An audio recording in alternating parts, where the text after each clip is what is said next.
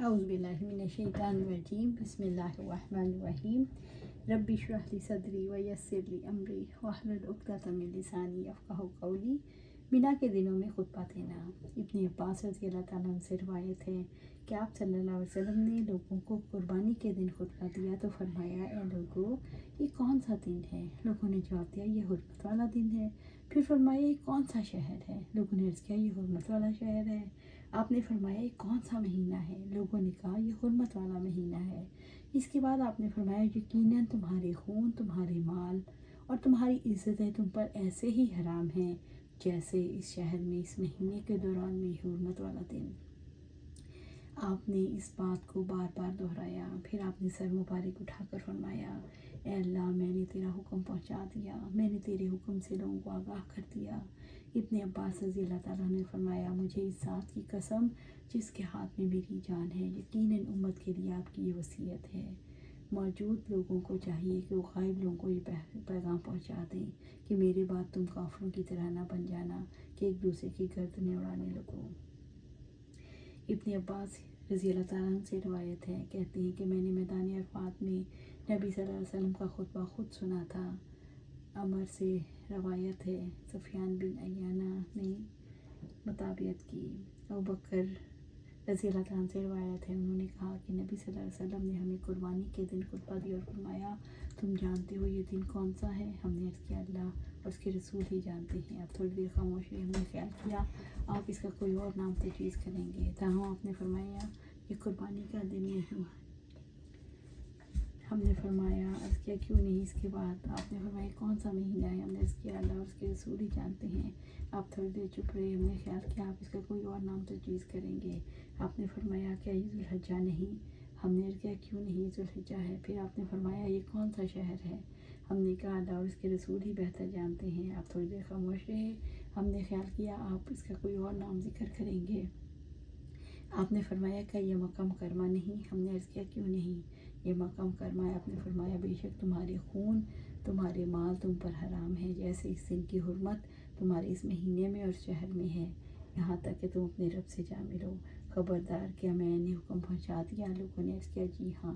آپ نے فرمایا، لوگ ہو تو گواہ رہو، اب چاہیے کہ حاضر شخص کی تعلیمات غیر موجود کو پہنچا دے، کیونکہ بسا اوقات براہ راست سننے والے سے وہ شخص زیادہ یاد رکھتا ہے جسے بعد میں حکم پہنچایا جائے۔ لوگوں، میرے بعد کافروں کی طرح نہ بن جانا، ایک دوسرے کی گردنیں کاٹنے لگو۔ کیا پانی پلانے والے یا اس قسم کے اور لوگ مینا کی راتیں مکہ میں بسر کر سکتے ہیں؟ ابن عمر رضی اللہ عنہ سے روایت ہے کہ نبی صلی اللہ علیہ وسلم نے رخصت دی۔ ابن عمر ہی سے روایت ہے کہ نبی صلی اللہ علیہ وسلم نے اجازت عطا فرمائی۔ ابن عمر سے ایک اور روایت ہے کہ حضرت عباس بن عبد المطلب رضی اللہ تعالیٰ عنہ نے نبی صلی اللہ علیہ وسلم سے اجازت طلب کی کو پانی پلانے کے انتظامات کرنے کے لیے مینا کی راتیں مکہ مکرمہ میں بسر کریں، تو آپ نے انہیں اجازت دے دی۔ جمعرات کو کنکریاں مارنا۔ جابر رضی اللہ تعالیٰ عنہ نے کہا، نبی صلی اللہ علیہ وسلم نے قربانی کے دن چاش کے وقت اور اس کے بعد باقی ایام میں زوال آفتاب کے بعد کنکریاں ماریں۔ حضرت برہ سے روایت ہے کہ انہوں نے کہا، میں نے حضرت ابن عمر رضی اللہ تعالیٰ عنہ سے پوچھا کہ میں جمعرات کو کس وقت کنکریاں ماروں، تو انہوں نے جواب دیا، جب تیرا امیر رمی کرے تو اس وقت تو بھی رمی کر لے۔ میں نے دوبارہ ان سے سوال کیا، انہوں نے فرمایا، ہم انتظار کیا کرتے تھے جب زوال آفتاب ہو جاتا تو ہم کنکریاں مارتے۔ وادی کے نشیب سے رمی شمار کرنا۔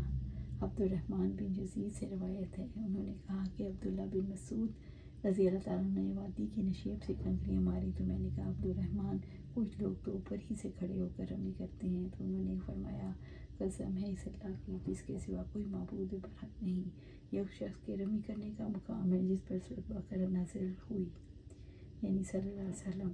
عبداللہ بن ولید نے کہا، ہمیں سفیان ثوری نے اعمش سے یہی حدیث بیان کی، ہر جملے کو ساتھ ساتھ کنکریاں مارنا۔ اس بات کو عبداللہ بن عمر رضی اللہ تعالیٰ عنہ نے نبی صلی اللہ علیہ وسلم سے بیان کیا۔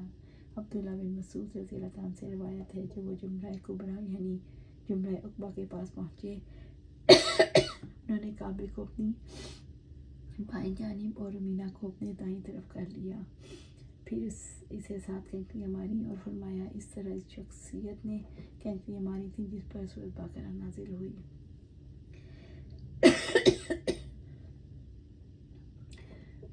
बकरमी करते वक्त बैतुल्ला को बाई जानिब करना। अब्दुर्रहमान बिन जज़ीद से रवायत है, उन्होंने अब्दुल्ला बिन मसूद रज़ी अल्लाह तआला अन्हु के साथ हज किया तो देखा उन्होंने बैतुल्ला को बाईं जानिब और मीना को दाएं जानिब करके जुमरा कुबरा को 7 कंकरियाँ मारी। फिर फरमाया, ये सिफ़ात के खड़े होने की जगह है जिन पर आप सल्लल्लाहु अलैहि वसल्लम जिन पर ये सूरत नाज़िल हुई, यानी आप सल्लल्लाहु अलैहि वसल्लम। हर कंकरी मारते वक्त अल्लाह अकबर कहना। इस बात को अब्दुल्ला बिन उमर रज़ी अल्लाह तआला ने नबी सल्लल्लाहु अलैहि वसल्लम से बयान किया। मैंने हुज्जाज बिन यूसुफ को मिंबर पर ये कहते हुए सुना, वो सूरत जिसमें बकरा का जिक्र है, वो सूरत जिसमें आल इमरान का जिक्र है, और वो सूरत जिसमें निसा का जिक्र है। जब मैंने इस बात का इब्राहिम नखी से जिक्र किया तो उन्होंने कहा, अब्दुर्रहमान बिन जज़ीद ने खबर दी, वो अब्दुल्ला बिन मसूद रज़ियल्लाहु के इमरा थे।